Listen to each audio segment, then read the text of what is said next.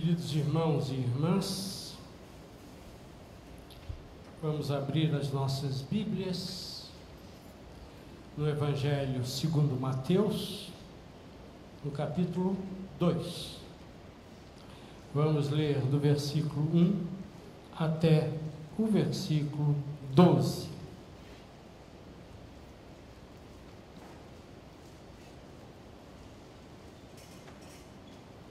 Mateus,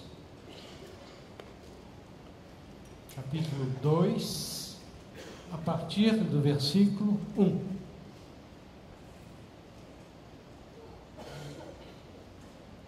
Ok, vamos ler. Estou usando a tradução na linguagem de hoje.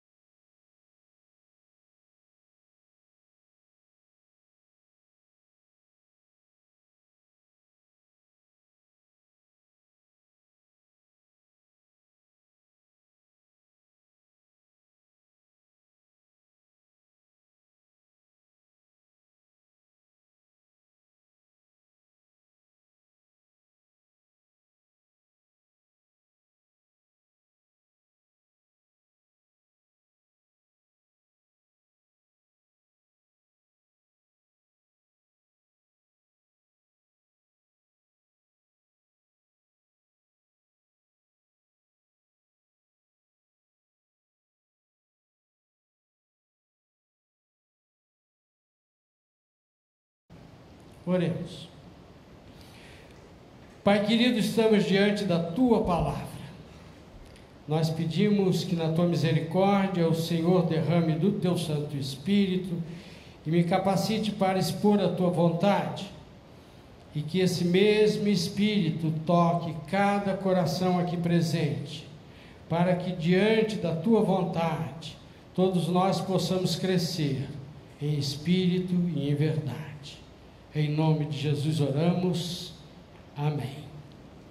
Queridos irmãos, véspera do Natal, a pergunta é: o que nós podemos aprender com estes adoradores? Se nós reparamos no texto, eles foram para adorá-lo, eles saíram do Oriente para adorar aquele que deveria ser, que era o Rei dos Reis. Aqui há um detalhe um detalhe logo no início do texto. Ainda no versículo 1 nos diz que alguns homens que estudavam as estrelas vieram do Oriente. Normalmente a gente fala em magos, e não está errado. Podemos falar em magos porque assim está no original, né? Magoi, magos. Mas o que eram os magos? Quem são os magos? Se nós entendermos um pouquinho disso, agora de manhã vai ficar fácil entendermos o conjunto desses 12 versículos que falam desses homens que vieram do Oriente. Em primeiro lugar, eles eram muito conhecidos. O principal historiador da Grécia, Heródoto, falou neles. Inclusive, Heródoto conta, ele mesmo diz que as tribos da Pérsia eram 6. As tribos da Pérsia. A Pérsia é onde hoje está o Irã, depois da Babilônia. Nessa época, os romanos ainda não tinham, aliás, os romanos nunca chegaram à Pérsia. Era um reino livre. Mas Heródoto diz que 6 tribos formavam o núcleo desse povo. E ele diz que, e ele vai nomeando, 1, 2, 3, 4, 5, e o 6º ele chama de magos, os magos. Queridos irmãos, um geógrafo, grego também chamado Estrabão, e assim também Xenofonte, todos falam desses magos. Quem eram os magos? Era uma tribo. Qual é a característica dessa tribo na Pérsia? Era uma tribo de sacerdotes. Em Israel tivemos também uma tribo de sacerdotes que surge de Araão. E os persas tinham uma tribo de sacerdotes. E eles eram chamados de magos. Era o nome que se dava a esses sacerdotes. Era sinônimo de sacerdotes. Quando você falava, os sacerdotes, os magos. Aí a gente pensa, mas esses homens eram judeus? Não eram judeus. Conheciam sobre o Messias? Por que conheciam sobre o Messias? Porque estavam atentos à questão do Messias. Bom, nós sabemos que os hebreus, eles se espalharam pelo Oriente. Eles foram cativos para a Babilônia. Eles antes, várias tribos foram aprisionadas e levadas embora para o Oriente. E nós sabemos que Ciro, se lembram do Ciro? Ciro, rei da Pérsia, que Deus chama de meu servo, rei da Pérsia. E alguns especialistas, com os quais eu concordo, dizem que Ciro era neto de Ester. Ester, aquela moça que casou com o rei persa. E que Ciro teria sido neto. Então a gente imagina a vovó Ester com o príncipezinho Ciro no colo, contando para o príncipe as histórias do povo de Israel. Então, queridos irmãos, estes sacerdotes persas, seguindo uma velha tradição, conheciam os textos hebreus, conheciam as histórias hebreias. E agora eu vou contar para os irmãos uma história muito bonita e muito interessante. Essa história é uma história persa, não está na Bíblia, muito antiga a história, está num livro chamado A Boa Notícia do Nascimento. Esse é o nome do livro, A Boa Notícia do Nascimento. E conta então a história que os persas estavam num dia de festa, festa nacional dos persas. Todo o país estava comemorando a tal da festa. Se comemorava em casa. E de repente, no céu, aparece uma estrela que nunca ninguém tinha visto, que nunca tinha estado lá. E de repente a estrela está parada sobre o céu da Pérsia. Todo mundo saiu de casa e foi olhar a estrela. Os reis persas saíram, olharam a estrela e chamaram os sacerdotes. Chamaram os sacerdotes e perguntaram: o que está acontecendo? Que estrela é essa? Aí os sacerdotes disseram: nasceu o rei dos judeus. Nasceu o rei dos judeus. E essa estrela está dizendo que nós devemos adorá-lo. Olha só que lindo, uma história persa. Aí os reis perguntaram: o que nós devemos fazer então? Então se decide mandar uma comitiva até o menino que tinha nascido e perguntam: o que nós vamos levar? Vamos levar, vocês vão levar, quem for vai levar ouro, incenso e mirra. Então saiu uma comitiva com 3 sacerdotes. Na verdade, esses sacerdotes, eles tinham uma palavra, um nome muito chique, era Magopate. Eles eram o chefe dos sacerdotes, também conhecido como aceitos e vistos como reis. E esses chefes de sacerdotes saíram então, seguindo a estrela, do Oriente, lá de longe, em direção a Jerusalém. E eles não foram sozinhos, eles tinham toda uma comitiva, um pequeno exército. Um pequeno exército. Eles tinham soldados persas, muitos camelos, porque, queridos irmãos, não era uma viagenzinha para perto, para o lado, era 1.800 quilômetros. 1.800 quilômetros. Reparem, não tinha bússola. As estradas que existiam eram do lado romano. Os romanos faziam estradas e policiavam as estradas. Ali não. Eles tinham que ir por desfiladeiros, subir morro, descer morro.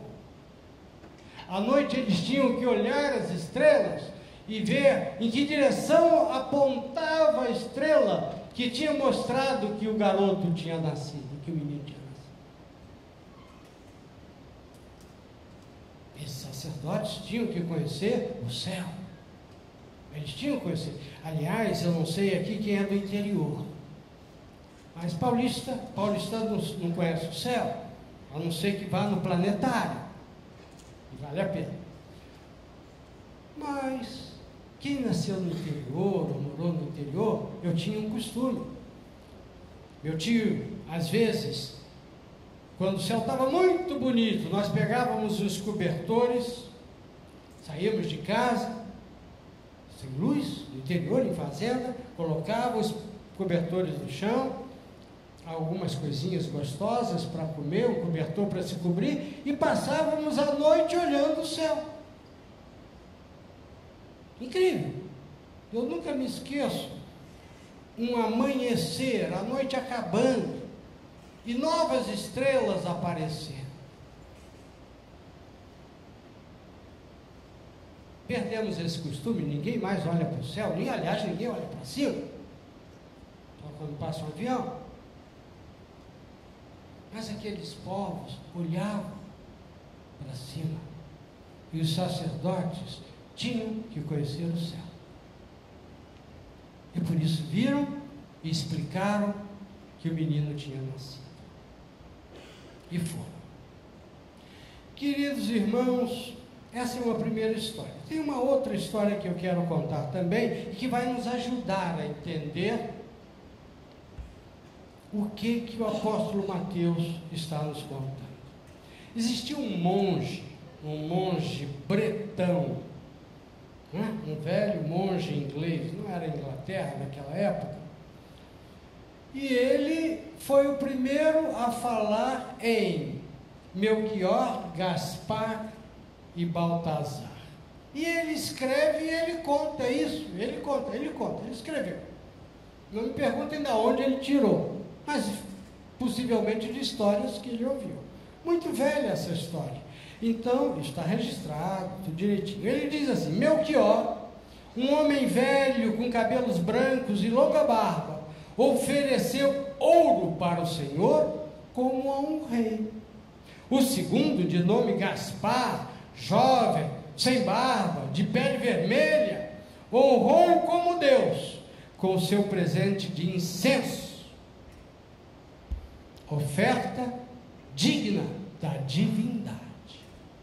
O terceiro, de pele negra e de barba cerrada, chamado Baltazar, com o seu presente de mirra, testemunhou que o Filho do Homem deveria morrer. E assim entrou para a história o nome desses sacerdotes, desses reis adoradores. Melquior é muito bonito. Melquior quer dizer: meu rei é luz. Baltazar quer dizer: o Senhor Deus proteja o rei. E Gaspar é muito engraçado. Gaspar quer dizer tesoureiro. Quem cuidava do dinheiro, quem cuidava do tesouro. Interessante isso. Depois nós vamos ver que tem lógica. Por que isso? E assim foi, e a história é a que nós conhecemos. O presente dos sacerdotes, que está em Mateus 2,11, ouro, incenso e mirra, traduzem o que o menino significava para eles. E aí é muito interessante porque as profecias estão se cumprindo na visita desses homens. Velhas profecias. Se os irmãos quiserem abrir em Isaías 60, versículo 6, esse trecho fala de Jerusalém, Jerusalém que vai ser glorificada. E normalmente a gente acha que isso vai ficar para depois, para a volta de Cristo. Mas de fato é muito bonito porque isso se dá com a visita daqueles sacerdotes, daqueles reis. Diz assim o texto: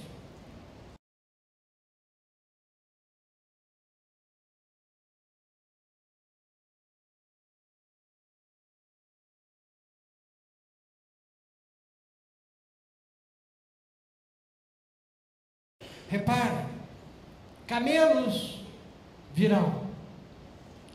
Normalmente a gente pensa em que? 3 camelos. Alguns dizem, não, eram 4 sacerdotes, 4 camelos. Não. 1.800 quilômetros. Se calcula hoje que eles fizeram isso em 2 anos. 2 anos. Reparem, quando eles chegam em Belém, eles não vão para uma manjedoura. O texto diz que eles vão para a casa onde o menino está. Já era menininho, José já tinha alugado uma casa, já estavam vivendo melhor. 2 anos de viagem, no mínimo, reparem só, para cada viajante, um camelo a mais, com coisas, com roupa, com a tenda, e além disso, as comidas, e as comidas iam vivas, se levavam os carneirinhos, não se matavam, ia vivo. Então, vocês imaginam, aquele pessoal entrando em Jerusalém, olha a festa, quantos camelos, mais os dos guardas, mais os carneirinhos, todo mundo viu isso. E quando chega aquele pessoal, com roupa diferente, com jeito diferente, procurando onde nasceu o rei dos judeus, se deu confusão. Mas o Salmo 72, 10 e 11 também diz isso.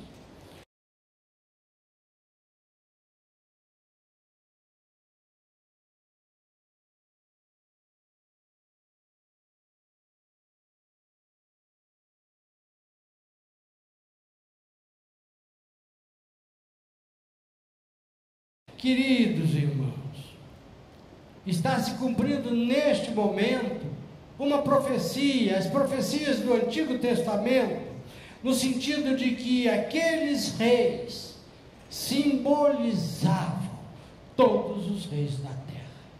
Aqueles reis simbolizavam todos os não-judeus da terra. Deus se revelando a todos os não-judeus. E ali estão simbolizados também as autoridades, os príncipes, os reis, os ricos. Deus anuncia a chegada do seu Filho para todos.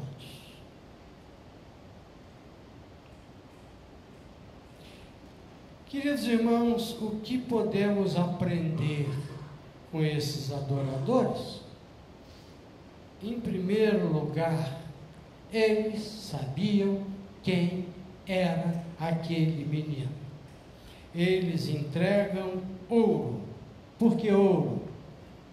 Como disse o monge, bretão. Bretão para mim sempre lembra futebol, né? O esporte bretão. Porque ele é rei.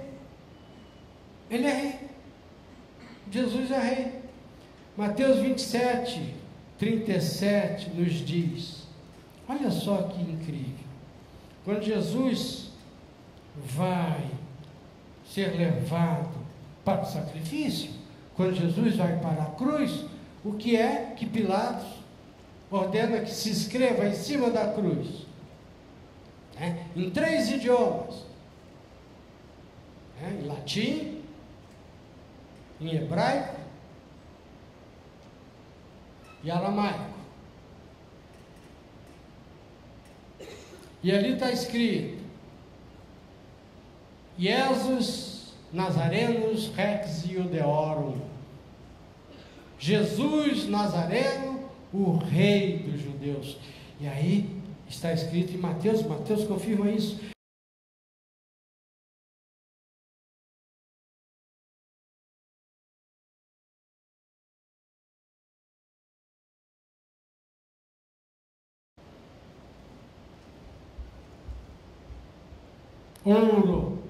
Ouro, entrega ouro, porque eles sabiam que o menino era Jesus, o rei dos judeus.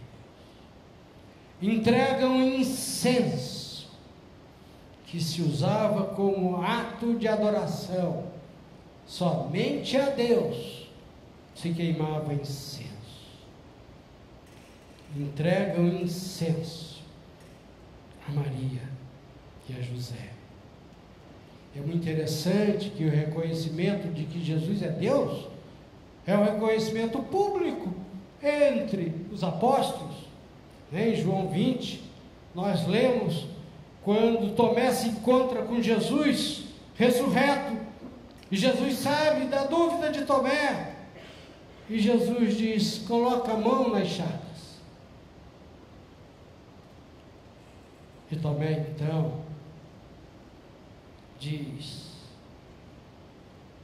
meu Senhor e meu Deus, meu Senhor e meu Deus.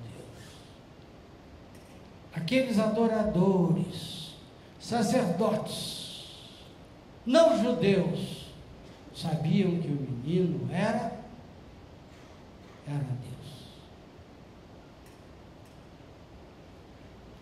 Mas entregam também mirra.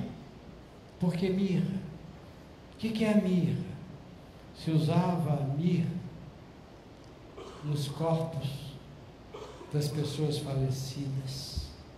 Mirra, porque ele se fez humano e morreu por nós.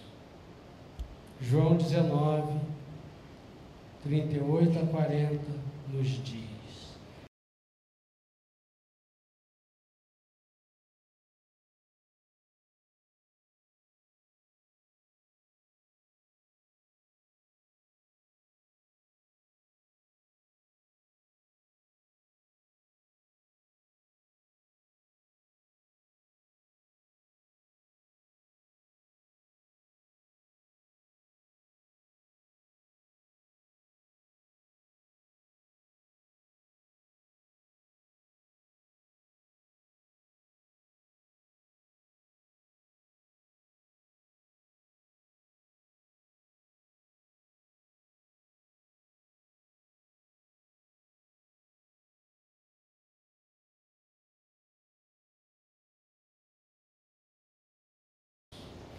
o que é que aqueles sacerdotes não judeus estavam dizendo para o menino no ato de adoração? Estavam dizendo: ele é rei, ele é nosso rei, ele é Deus, ele é meu Deus. Mas ele se fez humano como eu.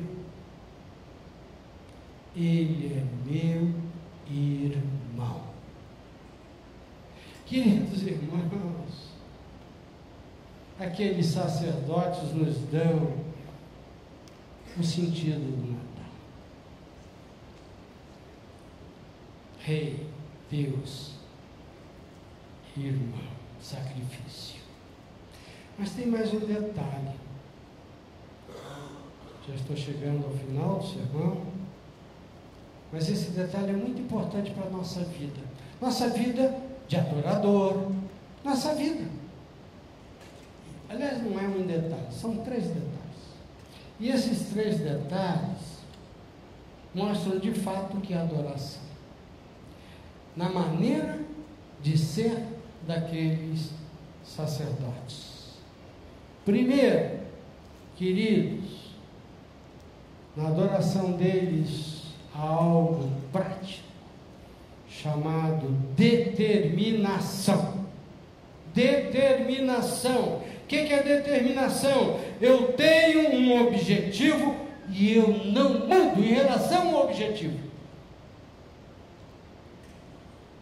Queridos irmãos, eles podiam ter dito para todos os reis persas, para o pessoal todo: maravilhoso, fantástico, nasceu o rei dos judeus.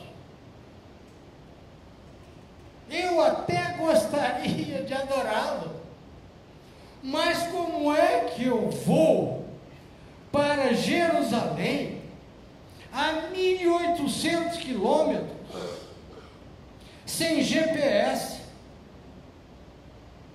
sem bússola, sem estrada, em cima de camelo? Não, eu vou adorá-lo daqui mesmo. Determinação. E levaram aproximadamente 2 anos. Imaginaram isso? A gente não aguenta, né?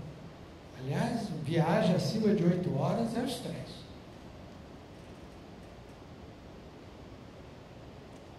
Determinação. Segunda coisa, presente na adoração dos sacerdotes: generosidade. Entraram na casa, encontraram o menino com Maria, sua mãe, se ajoelharam diante dele e o adoraram. Abriram seus cofres e lhe deram presentes: ouro, incenso e mirra. Queridos irmãos, nada disso era baratinho, né? Ouro é ouro, né? Já é caro hoje. Naquela época, muito mais. Incenso e mirra eram especiarias que vinham de regiões longínquas. Por isso era muito caro.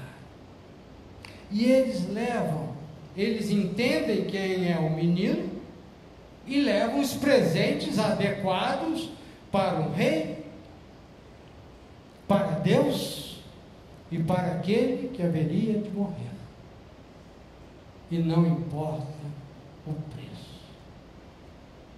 Generosidade é a segunda característica daqueles homens. Mas existe uma outra. E a outra chama-se obediência. Eles eram obedientes. Eles foram obedientes ao sinal que Deus mandou, que foi a estrela. Mas eles são obedientes também quando Deus fala através de sonhos. Se nós lermos o versículo 12, nós estamos no capítulo 2, né? Se nós lermos o versículo 2, diz: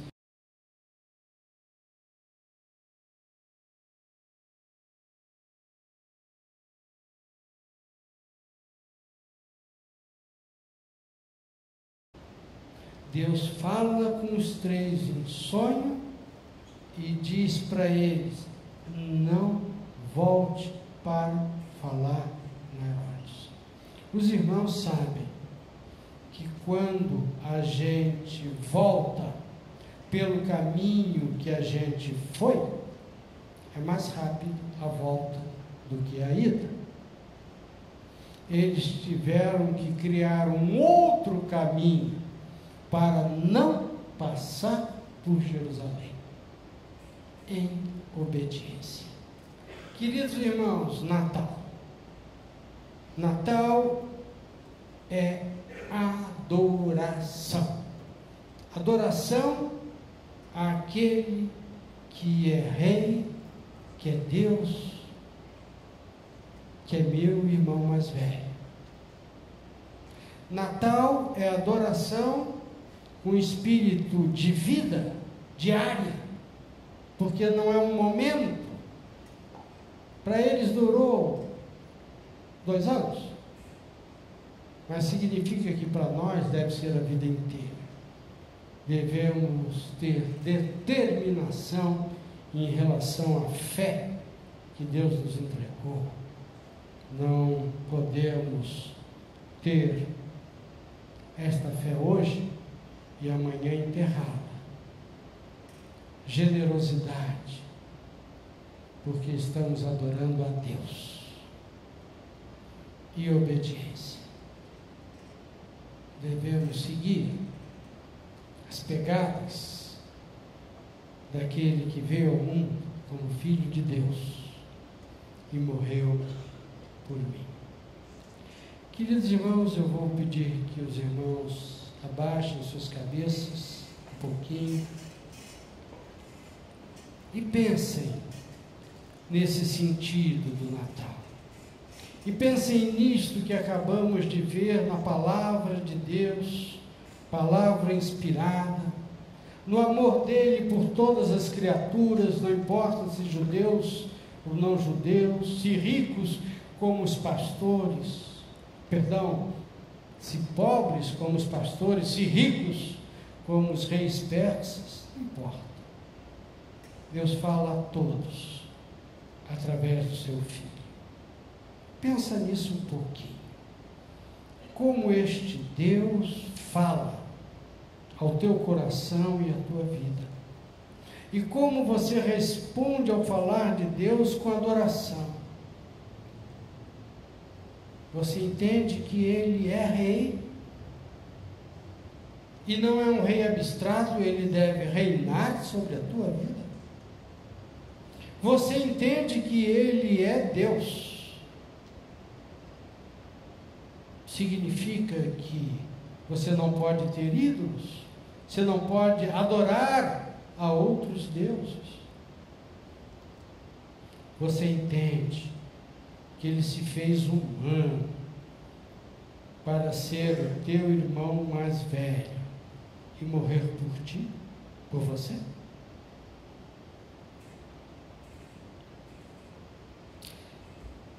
Queridos irmãos, eu quero terminar este momento de reflexão sobre a palavra com uma oração.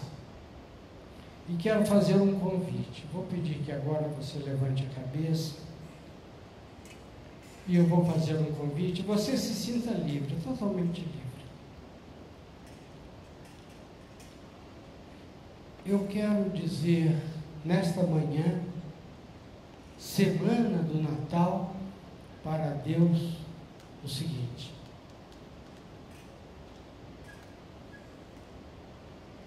eu quero seguir o exemplo daqueles sacerdotes.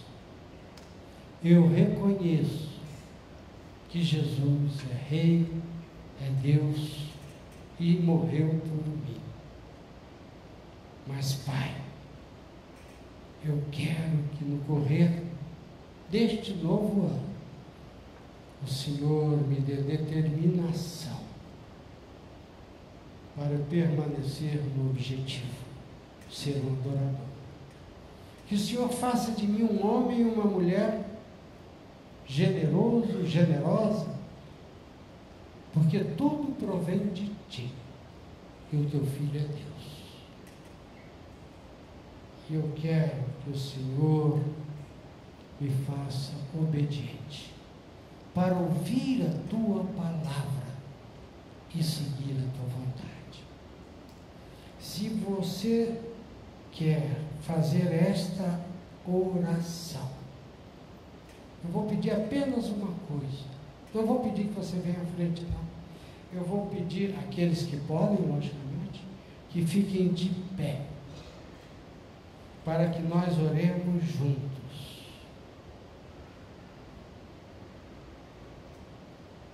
Reconhecendo quem é Jesus e pedindo que Deus nos abençoe e faça de nós verdadeiros adoradores. Fique de pé, se você se sentir à vontade.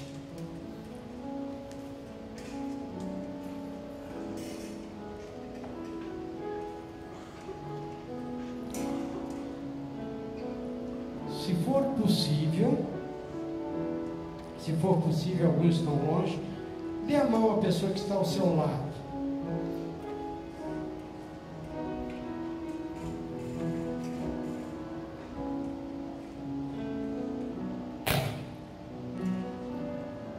E agora nós vamos orar. Todos estamos orando, os que estão sentados, todos. A igreja nesse momento apresenta a Deus um reconhecimento e um pedido. Oremos. Querido Deus, nosso Deus, Criador dos céus e da terra, Deus Todo-Poderoso, Deus de amor, nós queremos reconhecer, Pai, e dizer para Ti que Jesus é Rei, meu Rei, Rei da minha vida. Dizer que Jesus é o meu Deus, o único e verdadeiro Deus, meu Deus. E dizer que Jesus se fez humano, se fez por amor meu irmão mais velho e morreu por mim. Pai querido, eu reconheço isso e te peço que o Senhor me capacite, me dê forças para que eu possa dar a Jesus 3 presentes, Pai, no correr deste ano e da minha vida. Que eu seja um cristão determinado em relação à minha fé. Que as circunstâncias, Pai, não me levem a desistir, mas que eu caminhe em direção à Nova Jerusalém, para um dia encontrar aquele que não é mais menino, que é o meu Salvador. Pai querido, eu quero dar a Jesus um outro presente, que eu seja generoso, que eu entenda que tudo provém de Ti, e que quando eu entregar a minha vida, seja com alegria, porque eu estou fazendo isso para o meu Deus. E Pai, um terceiro presente, que eu seja obediente, Pai, que eu ouça a Tua voz e siga a Tua voz, que faça a Tua vontade. Ó Pai, capacita-nos a cada um, a cada uma, a cada pessoa que está nesse templo hoje, a podermos, pelo Teu amor, pelo Teu carinho, pelo Teu poder, pela Tua graça, entregar no correr das nossas vidas esses três presentes a Jesus: determinação, generosidade e obediência. E oramos e agradecemos no nome dele, Jesus, que é Rei, que é Deus, que é meu irmão. Amém? Glória a Deus.